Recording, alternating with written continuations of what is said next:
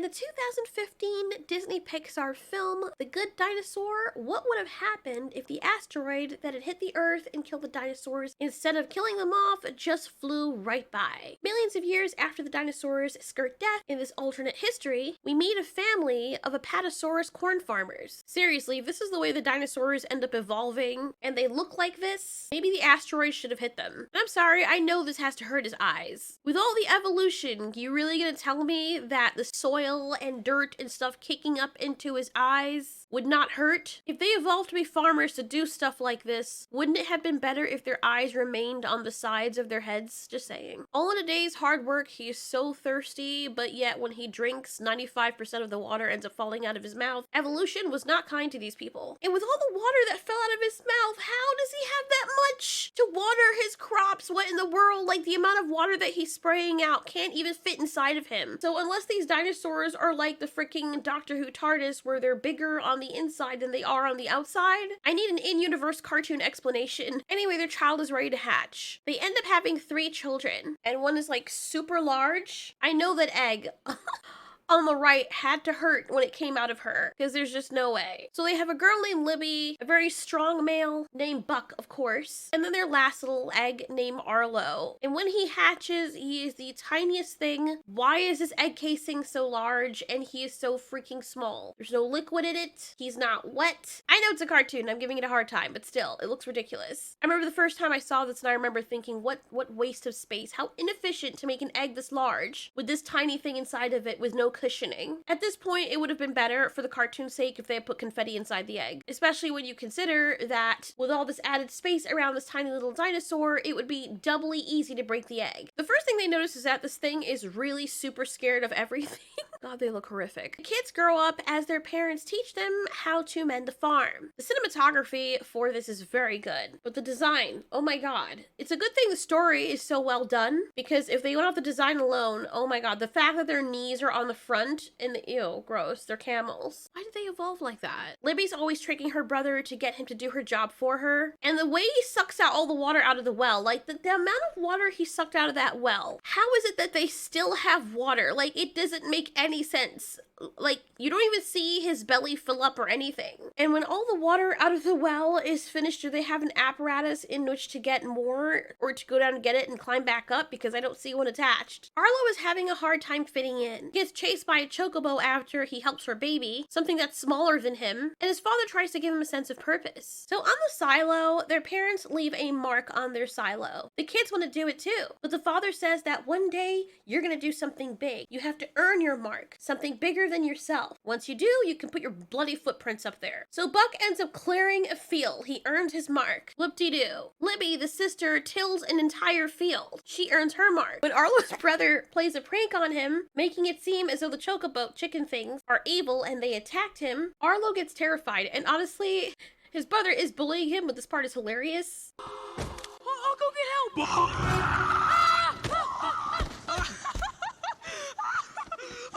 To be fair, this is how sibling rivalry would happen, or that's what siblings do to each other, because that was a really funny prank. Arlo gets very mad, so the father has an idea. He puts him in charge of guarding the silo, and shows him that most things are not necessary to be afraid of. His father makes a trap, and Arlo guards, and when the trap catches something, Arlo scaredly goes to inspect it and sees it's a feral cave boy. Feeling bad for it, like a How to Train Your Dragon situation, he lets the cave boy go. The cave boy is intrigued by him, and Arlo gets scared when it comes too close, causing it to run away in fear when his father makes an appearance. His father is upset and says he had one job to do, and tells his son that if he doesn't do what he needs to, that he'll never survive out here. He wants Arlo to make his mark, so he tells him that they're going to finish his job right now. Arlo is terrified, but his father edges him on. They track down the critter. Arlo, keep moving!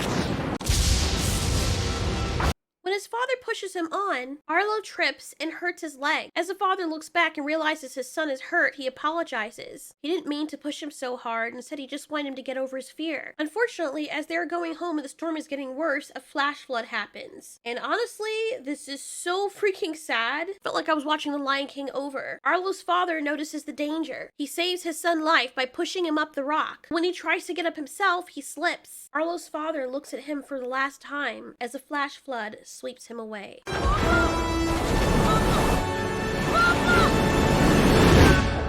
don't know what I was expecting, but I was not expecting to see his tombstone in the next scene the first time I saw this. I was like, you know, respect for killing off one of the main characters, especially a character that you love. And also respect for putting the character in a position where they feel guilt, because the whole reason they were out there in the first place is because Arlo wouldn't do his job, and his father was trying to teach him how to be strong. With the loss of his father, his mother is obviously having a very hard time and depressed. She tells her son that it's hard without him, but he's going to have to shoulder more of the work. As Arlo is putting away the corn, he sees the little feral cave boy in there eating it. He chases him away, blaming him for killing his father. Arlo slips into the river and is carried away. The river is vicious and raging. Arlo is smashed against a rock and gets knocked out. When he wakes up, he's far away from home, but his father had always told him that as long as he follows the river, he can always find his way home. Also, respect to this movie for showing the injuries on the character. Arlo has bruises and cuts and scrapes all over his body, and knowing that he can get hurt and possibly die makes me care about him even more, even though he's freaking ugly and looks like the combination between a gecko and a camel. While trying to get something to eat, Arlo slips, which causes a rock slide, and his foot gets caught in between the rock. He can't get free. He spends the night crying. When he wakes up the next morning, he realizes he is free. During the night, something apparently dug him out. As he makes a place to camp, the little human brings him food. Oh, look how cute the lizard is, poor thing. But no matter what he brings Arlo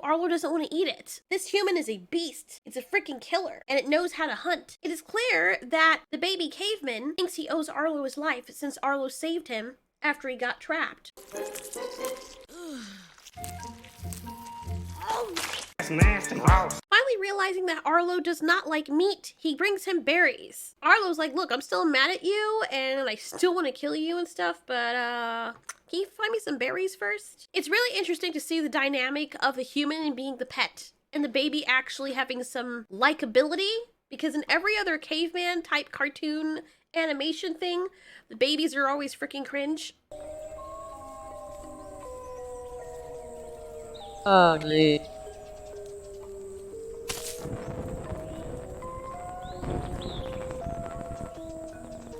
So the little boy caveman leads Arlo to the berries. However, he tries to warn Arlo not to go close. There's a viper snake thing, and after the boy caveman gets rid of the snake, which has arms by the way, which I think is really, really cool that they put that there, because snakes had arms back in the day before they completely lost them. Styracosaurus, blending in with the forest, says that it's really cool that this boy is willing to protect him, and he has all these friends because he needs to be protected. The first time I saw this, I was terrified, and I thought they were gonna go the horror angle, but then he just ended up looking stupid. What do you mean by that? The fox looks awesome though. I also was wondering why there are a lot of modern day animals here, but I forgot this is an alternate universe where the asteroid did not hit and the dinosaurs never went extinct, and so a lot of animals didn't either, or they evolved the way they normally would, which I highly doubt would have happened. But in their defense, they do look kind of different, so. They lose the Styracosaurus, and during the whole interaction, Arlo gives the caveman the name Spot. Honestly, this movie has so many funny segments in it. I was laughing.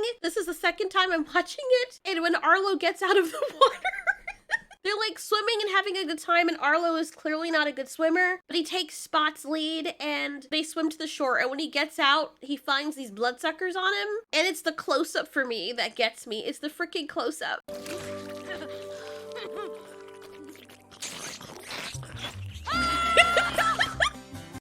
Ew, look at them, how they're just freaking gawking this guy. Dude, it's so disgusting. Then they bond and get high together when they realize they've eaten the fermented fruit that was on the ground.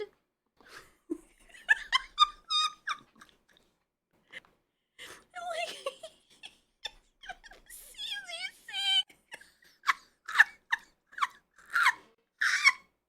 oh man, this movie's great. Anyway, after bonding, they see a bunch of fireflies in a field, and this sadly reminds Arlo of his father. His father was the one that showed him there was so much beauty in the world, so he tells Spot about what happened. Spot recreates the art, but putting his family in instead. He had a mom and dad as well. And Arlo realizes that this is his family, and clearly this is the first time we see Spot looking sad, because he clearly misses them. What's even sadder is that we realize that Spot is basically telling Arlo that his mom and dad has died, and he had to bury them, or somebody buried them. This is really awful. This is why Spot is able to take care of himself, because he's been all on his own. Arlo tells him his father died too, so they have something that brings them together. My favorite part in the entire movie is when they wake up the next morning and Arlo wonders where Spot is, and he finally sees him, and he hears a sound like running water, and it's clearly Spot taking a pee, and the way that Spot looks at him, you know, with how heavily stylized this movie is, there's just so much realism in it, it just made me laugh.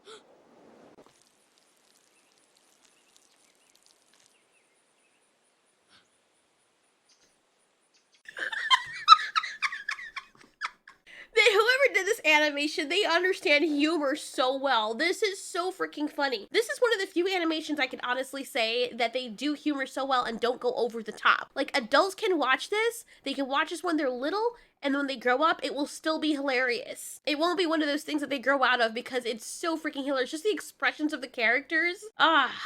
God, I love it. I love how when they're caught in a storm, Arlo experiences PTSD. And because that's the same storm that killed his father, Arlo sees the storm as some monster. He cowers under somewhere for the night, waiting for the morning. The next morning, Arlo sees these pterodactyl things, and they're looking for injured people so they can free them, because people are usually in a bad way after the storm. They enlist Arlo's help to free a cute little fox creature, one of my kin. You know. How cute. I mean, the eyes are a little bit weird, but it's still so adorable.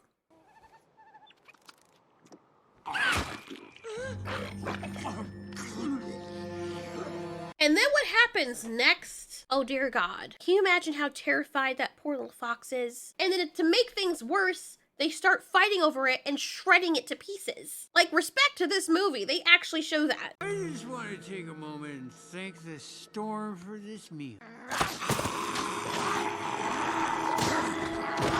Holy shit. Dude, I wish they made more movies like this. I wish they made more animations like this. This movie's badass. So this thing reprimands the others for fighting over him, and he's like, yeah, I'm not afraid of anything. You guys are gonna try and take my freaking food. Are you insane?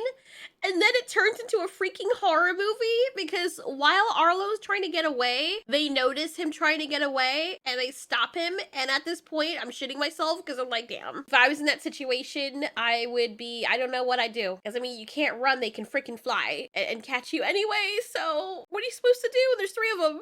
No, I didn't say. Hey, where you going, friend? Why is his eyes twitching? Why is his eyes twitching? Yo, it's freaking creepy, bro. I love it.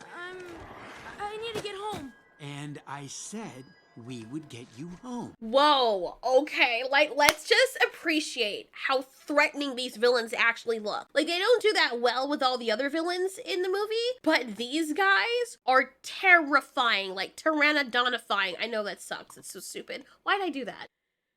Pterosaur fly. Okay, sorry. I can't make it work no matter how hard I try. But I was actually scared for the character. Because it's like very clear that Arlo can get hurt. And Spot is hiding. Spot is hiding from these things. He's seen this whole thing go down. And he has not come out to help Arlo. He'll fight everything else. But these things, he's like, nope, not touching those with a 10-foot dick. Nope. That's what makes them more scary. So Arlo tells the guys, they start smelling him, right? These things start smelling Arlo. And they're like, you have a critter of your own. Where is it?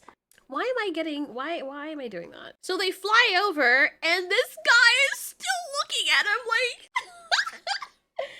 Oh my God, this movie's great. This movie is fantastic. He's still looking at him with this deadpan. It is so terrifying. These creatures are so terrifying. And specifically this one, because the others go to look, but he doesn't go to look. He just sits there staring at him. And I'm like, why is he staring at him like that? I'm so scared right now. And then he looks into Arlo's eyes. And I guess Arlo kind of gives away the position with just this micro movement that you can't even pick up.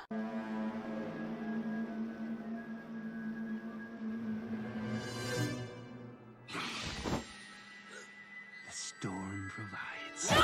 So as Arlo is running, he sees a sauropod in the distance. Seeing that it's one of his kind, he runs straight towards the person, stranger, whoever, to ask them for help. And again, this movie is so amazing because they do a great job with terror. If they didn't follow it up with the comedic stuff at the end and just left all that stuff out, this would have made a great horror movie. As he gets closer, the sauropod splits in half and it is revealed that they are Tyrannosaurus Rexes. And of course, because they can, they use the T-Rex roar from Jurassic Park. Yeah, cause why not? You know what I'm saying?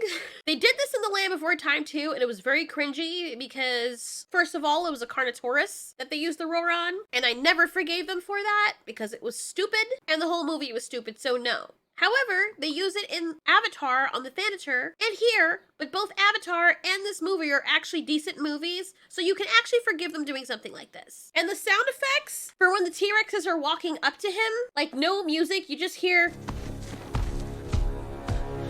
and you just see this, so you think the character is gonna bite the boot? I'm telling you, they should remake this as a horror movie. It would be amazing. It's revealed later that these T-Rexes are actually nice. They're brother and sister, and they own the land, and Spot likes them, like right out the bat. The brother's like super playful with his sister. This part is so inappropriate because she tells him that this is my personal bubble, meaning this is my personal space, and then their dad walks up after seeing the brother like wrestling his sister, and he says this shit. Nash, get out of your sister's bubble. Ew. What the fuck? What in the world was that? Pretty sure that was for the adults to catch because they were the only ones who would realize that that's freaking weird. Anyway, the T-Rex family, with the father looking like Josh Brolin up in there, claimed that they lost a bunch of their longhorns. Does this take place in Texas? Because everyone kind of has that accent. And, you know, Texas longhorns. Oh well. Someone's been stealing from them. And they can see the evidence of the feathers. One of the stupidest things in this entire movie is how they run. Because they're supposed to be a family of cowboys, right? So they run like this to simulate them running on horses. It honestly looks so ridiculous because it looks so fucking stupid, bro. I mean, I run like that when I'm pretending to be a horse or pretending to ride a horse. And I make sure no one's around, you know what I'm saying? But just watching them run like this makes me want to put a big stick in front of them so they can trip over it. It looks so dumb because they're not actually on it. It's your own body. What are you doing? They tell Arlo to go out there and make a noise to draw them out, but he lets out a pitiful scream that is barely audible. And even Spot is wondering what's wrong with him. Like, does he not have the ability to scream? And like I said, the humor in this movie is so funny. Spot actually motivates him in the most hilarious way possible. So these not into the long grass raptors show up and they look so freaking ugly. I think they're the worst designed creatures. I mean, their bodies look fine, but then their neck and everything else up looks like a worn out pair of shoes that you weren't supposed to put in the washer and it disintegrated. The T-Rexes save Arlo, and at the end, Arlo actually gets brave and saves one of the T-Rexes. Again, the sound design is so wonderful in this movie. I love hearing their jaws snap.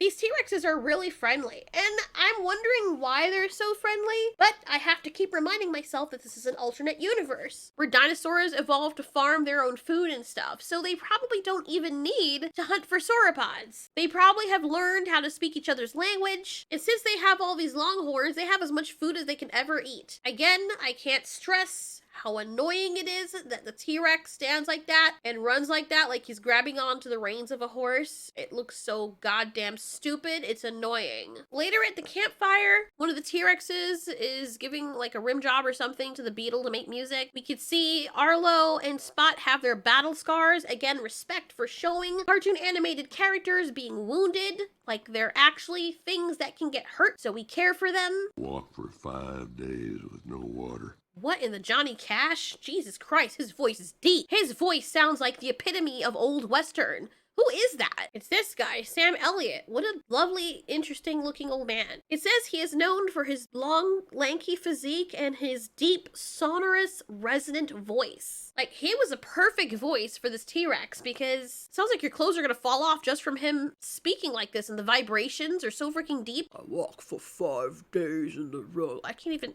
Jesus. A pretty pond. I bent down to take a drink. So as promised, the T-Rex has said a deal's a deal. They'll help him get home, or at least find him to the water, or at least lead him to the water. Stop running like that. Why are their bodies twisted like pretzels? So he's supposed to help to herd the the longhorns, and then he starts using his tail as a whip. Jesus Christ. There's so much cringe in this movie, but the movie is good. When he finds the peaks, he thanks the Tyrannosaurs. They send him on his way and say he's a tough kid and he'll be fine. So Spot and Arlo are onward home. As they're on the summit of the mountain, Arlo throws Spot all the way up to the sky till he's over the clouds, because I guess the clouds are like touching the peak, so it's normal. This way he can see way above them. And as he throws Spot up, Spot has like a look on his face like, oh my god. But he doesn't have to throw him up anymore because the clouds are literally touching the peaks. And as they go through it, they see the most wondrous sight. It is so beautiful. The cinematography in this movie is insane. Both Spot and Arlo are in awe at the visual before their eyes. This is a sight they'll both never forget. When Arlo and Spot are almost home and they're howling, because that's like their thing that they do together, they hear a response howl, and they discover that there's another caveman family. When I first saw this and this thing across the horizon is howling, I honestly thought it was a wolf, but it turns out that no, all humans evolved to look like this and be like this. So with dinosaurs around, I guess they never learned to walk upright or something, and they learned how to howl like wolves for some reason, but you never actually see wolves in the movie.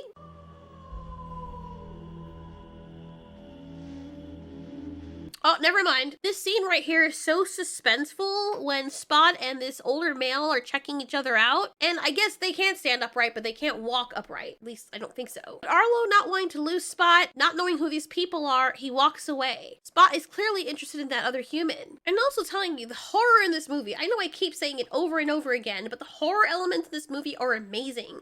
As this ominous music is playing and the storm is setting in, we start seeing these dorsals forming in the clouds. And honestly, the suspense at seeing these things made me terrified because I had no idea what was up there.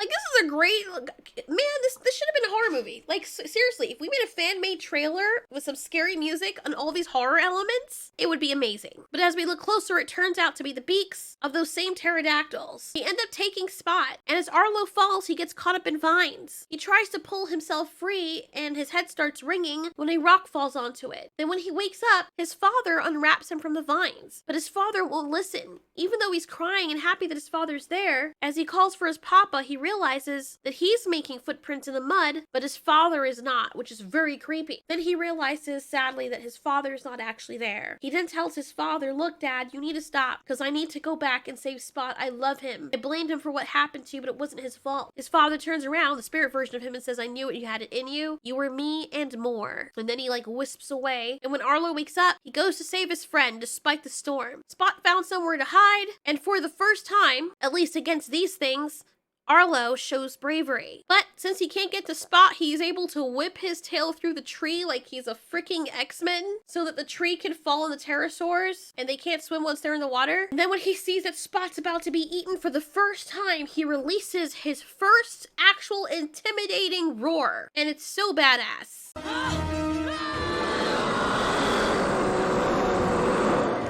Once again, there's a flash flood, and despite Arlo being terrified, he loves Spot more than he is scared. And since he couldn't save his father, he ends up taking the brunt of what would have hit right into Spot. Spot is okay, and they agree to go home together. However, as they're almost home yet again, that weird human is following them. From all this time, he keeps inviting Spot to come along. And apparently he brought his family with him, a wife and 2 other children. It's very clear to Arlo that this is a new family that Spot could have, and they want to adopt Spot. And when they get closer, the caveman's wife shows up. It's clear that these are not his parents because they all have brown eyes. Sure, there can be a mutation for green eyes, but usually in Disney Pixar films, the children usually have genetic accurately colored eyes. That's something that most animation gets right. They also have this white silvery hair that even the kids have, and Spot doesn't have that, so these are not his parents. But this is such a sweet scene. It's so cute, and it honestly made me cry even the second time around watching this, because when the wife comes up to greet Spot, she has such kind eyes, and he's so distrustful, but when she finally pets him, Spot realizes that he's missed the touch of other humans. And that's when Arlo realizes that, wow, it's actually better that Arlo is with his own kind. Not only that, but he has other siblings now, and they are happy for him to be part of the family. But Spot remembers his friend and goes back to be with him. Arlo sadly realizes that this is the best thing for Spot and tells him to go back and stay.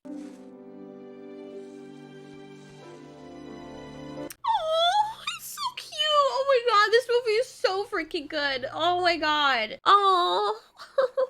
Why am I crying? It's so stupid. It's the freaking music, and it's the way he keeps running back because he doesn't want to leave Arlo. But Arlo loves him so much, he's like, no, buddy, you gotta stay. I'd love for you to come home with me, but this is what's best for you. And because I love you, I have to let you go. The family all looks like they got stung by bees in their face. Sorry.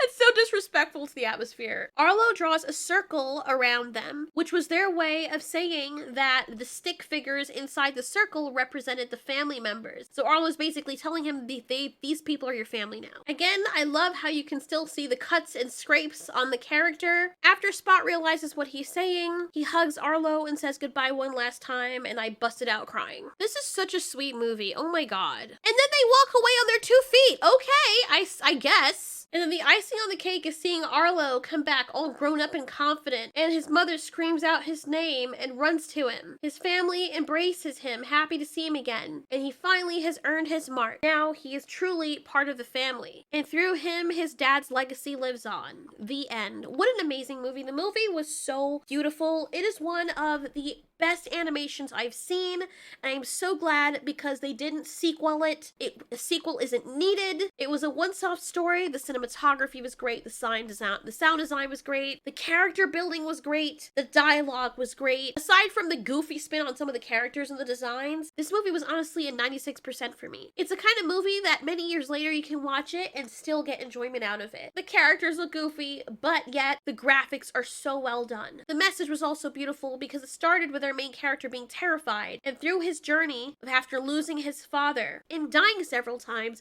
when he learned to look out for someone other than himself, he grew up, and in a way, he has a lot more experience now than his own siblings and mother. Okay, maybe not his mom, but his brother and sister never had to deal with life and death in half the situations that he dealt with. I can imagine that now that he's home, his brother and sister are going to be asking him to tell all the stories. He's going to be like, okay, over the next week, I'll tell you a story every night about what happened. And this will make them want to spend time with him because they'll wonder what the next part of the story is. And this is probably going to be a story he's going to tell throughout all generations. They're probably going to draw it on a wall or something. And this will also help them look differently at humans. That was The Good Dinosaur. Thanks so much for watching. This has been Ultiori. You ask, we answer.